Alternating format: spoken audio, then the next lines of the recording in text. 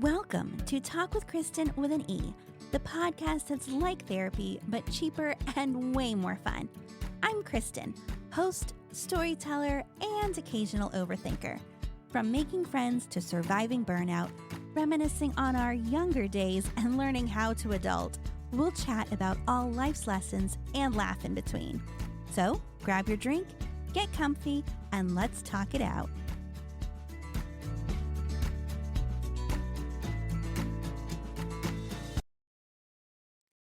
Hey friends, today I want to talk about who we really are. Take a minute and think about who you are as a person and not just the labels of what you are. Think about who you are at your core, values you have, what you believe, you think, what you aspire to be, all those things deep inside you. Then take a minute and think, where did they come from? How did you develop and get to be who you are on the inside from all of those things? There's the whole nature nurture thing. Like, are people born a certain way? Do they develop it in their environment? And it's one of those things I'm actually really interested in. I think they've done studies too where they have identical twins and have them in various different growing up settings and see if that changes them. And it's all interesting. But for now, just think about you and think about the people that made you, the experiences that made you, because that's what I'm curious about. I've taken some time to think about that with myself and who am I really, because I feel like there's multiple versions of me. And while it's all the same person, there's little bits and pieces that are different. So when you're thinking about the people and experiences that made you who you are, do you have a specific person in mind? Are there multiple people? What is it that you took from people to make you who you are?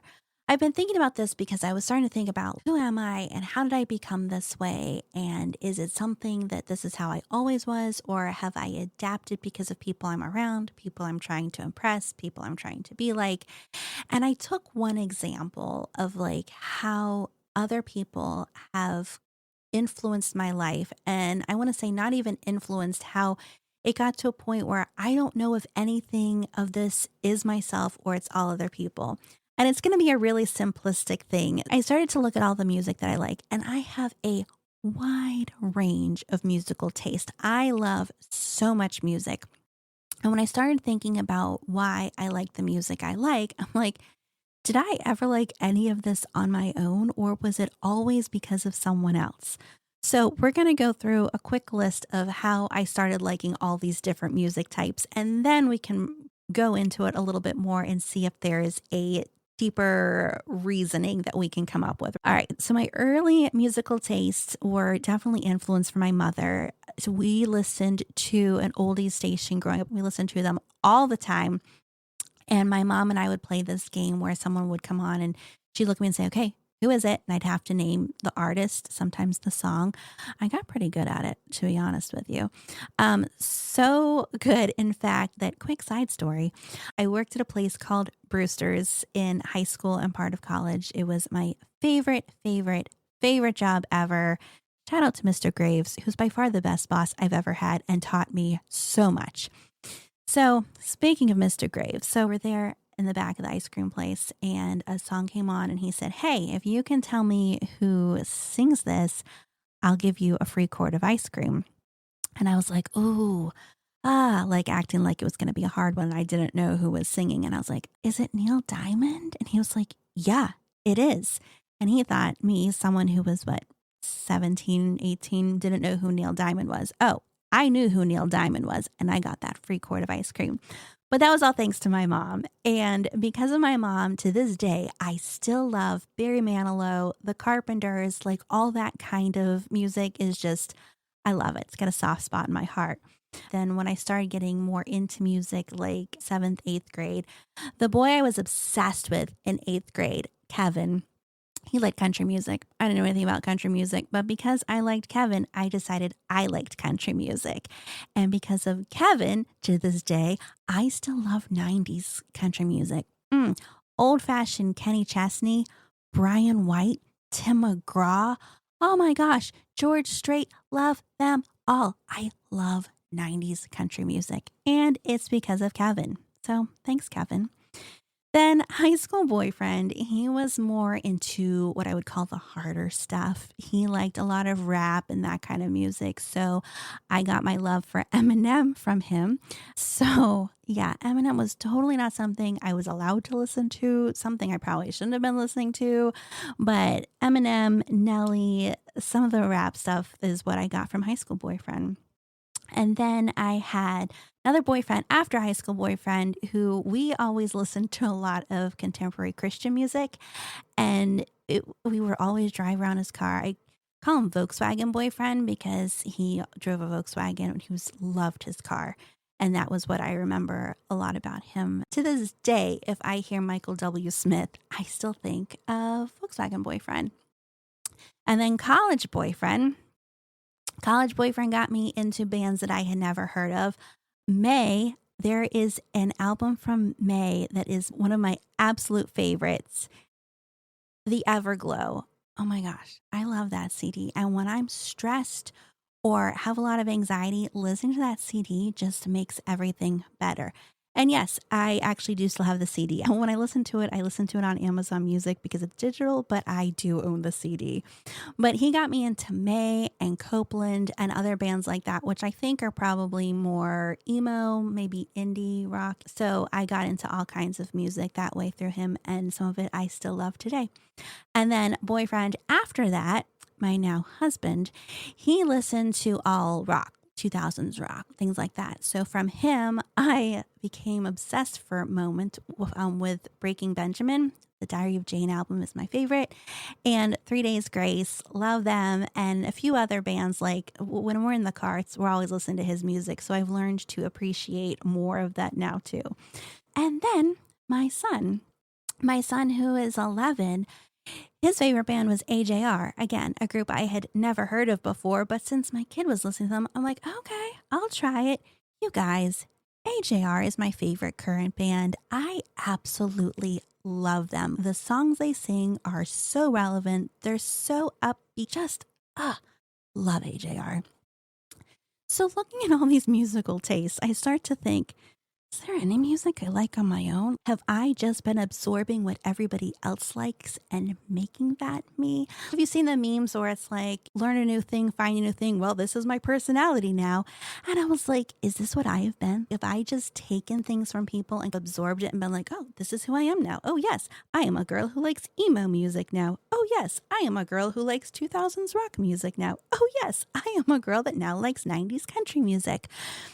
And granted, I know this is a simplistic view of it because we are so much more than the music we listen to, but I wanted to use it as an example because it's something that I could pull from that everyone would understand that, look, these are all parts of me that I got from different people. Clearly, there's probably more than music stuff that I've pulled from different people, and I do think that there have been times, probably more often than I would like to admit, that I have changed who I was for people. And what I mean by that is I have become very good at being what people want me to be. At least I think I'm good at it. And I've been doing that for a long time. My parents wanted to have a good girl, so I was a good girl to them. Somebody else wanted something else from me, so I was that for them. I wanted to be whatever people wanted me to be so they would like me. Which that's the recurring theme as you listen to some of these episodes now, that I just wanted people to like me. I put that in past tense because remember, I'm getting over that fact. I'm not a people pleaser anymore as much as I was. So it doesn't bother me as much as it used to. But I have always just tried to be what people wanted me to be. I use the music as an example because in so many of those examples I gave, it's because somebody I liked something and I wanted to like it too, so they would like me. That was how it worked out in my brain. Even my son doesn't have to like me. I'm his mom, right? But I wanted to have something to connect with him on. And if this is the music he's going to listen to all the time, I want to listen to it too, so we can enjoy something together and talk about it and just have that shared experience. And I've done that with a lot of things. My liking country music never made Kevin want to go out with me. My listening to Eminem didn't have high school boyfriend and me stay together forever. My husband probably couldn't care less if I listened to his music or not. It's not like any of these things actually even mattered, but it was a way for me to try to get closer to somebody by liking something that they like. So when I look at it that way, I can say that I was doing it for somebody else for them to like me, but if they didn't know I was doing that, it didn't really matter. I was really doing it for myself. But at the same time, all those things that I learned to like did make me who I am. And I'm not saying my wide range of musical likes and dislikes is what make me who I am today, but it is a part of it. And maybe it was just by exploring things outside my comfort zone that made me who I am. It's not necessarily about changing who you are for someone else or liking what somebody else likes in hopes that they'll like you back, but it's more about being open to different experiences and being willing to try something else. And that willingness is actually what makes us learn and grow. So I think that maybe that is the bigger part of it. Because in the end, aren't we all just conglomerations of our experiences anyway? And that really that's what makes us is all the experiences we've had, all the opportunities that we've taken, all the people that we've met. That's what makes us who we are. Anyway, if you have any idea what I'm talking about or want to talk about it more, you know what to do. Send me an email, hit me up on Instagram, and let's talk about it. Thanks for spending time with me on Talk with Kristen with an E, where it's always cheaper than therapy. If you enjoyed today's chat, don't forget to subscribe. And hey, let's keep these conversations going. You can find me on Instagram at Talk with Kristen with an E. Let me know what's on your mind. Until next time, take care of yourself. And remember, life is always better when we talk it out.